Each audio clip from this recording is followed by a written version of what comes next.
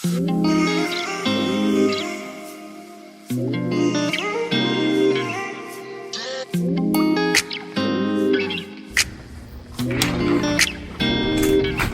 I see is blessings, got no time for stressing. Don't believe in failures in my life, it's only lessons. They just making room for what I'm on now.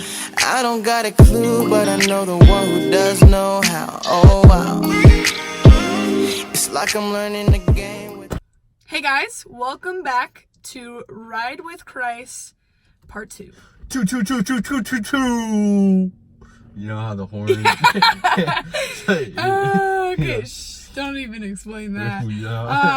Anyways, last segment we talked about love and what it meant to live like Christ and to love like Christ. And this week, we're going to talk about trust. And yeah, so listen in. To start us off, we're going to start with Proverbs 3, verse 5.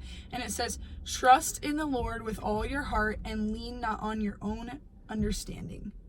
In all your ways submit to him, and he will make your path straight." So let's just dive right in. Proverbs. So what does that mean to you? Well, trust. We have to start over because I'm not ready. What? All right, guys. I was a little caught off guard. So, anyways, back to it. Yes, so in Proverbs, that verse specifically, Solomon wrote Proverbs, and he understands the importance of trust. And nowadays, it's hard for people to trust individuals that you don't know. If you don't know the person, you're not going to trust them to be in your house or to drive your car, things like that. But it's interesting because you do trust people such as like car mechanics or like doctors or veterinarians with important things in your life. You trust a doctor to help fix you, or you trust a car mechanic to fix your car. But it's hard for us to trust God, who's in charge of all of that.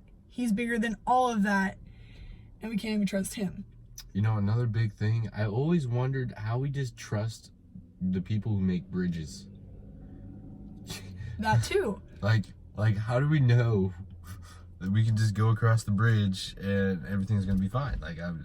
We put a lot of trust in a lot of things that may or may not work or should have our trust in the first place. So that's interesting. Yeah, that's a good point. And that's what I mean. It's just a lot of us struggle with trusting God because it's not somebody that you have witnessed.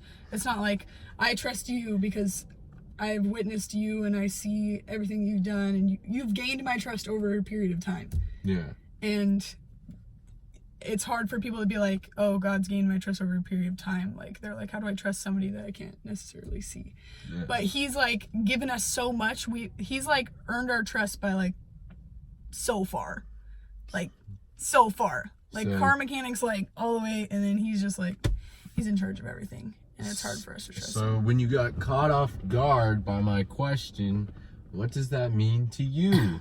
What does that mean to you? That verse? No, like trust in the Lord. Like, what does that, how do you show that? What does that mean to you? Like, you have to submit your whole life to him. Okay. That's what trust is. So, for example, going to Grand Canyon University, I never ever was going to choose a college out of state because, first of all, it's really uncomfortable.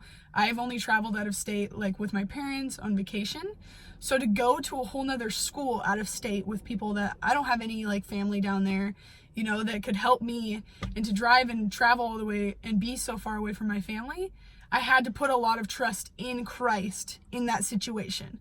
I didn't have the funding from my parents to help me with the college, but he provided all that because I was like, you know what, God, it's up to you. Like, obviously everything is aligned and this college is what's speaking to me the most, and you brought me here, so I'm going to do it. And I trusted that he was going to be in charge, and he hasn't let me down since. So the more, I would say, off your question, the more that we put all of our trust into him by just submitting every decision we make and praying about everything, it should all be his. What job we make, who we marry, who we date, things like that. Whether or not we should have kids, whether or not we should take this vacation or buy this car. It should all be things put into God's hands because he will provide. people are like, well, how do I trust his timing? Like, you may, like, I want this job, or I want this. Like, maybe it's not in the timing that it's supposed to be. Does that make sense? Like, maybe it's not supposed to be that timing that you're supposed to receive that. So just trusting that in his time, like God's timing, you will receive something. And there's this other verse in Psalms 37:5.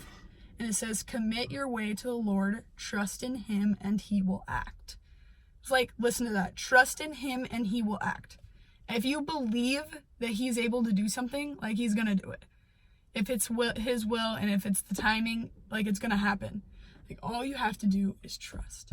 I hope you guys got something out of it. I hope you guys love these videos that we do.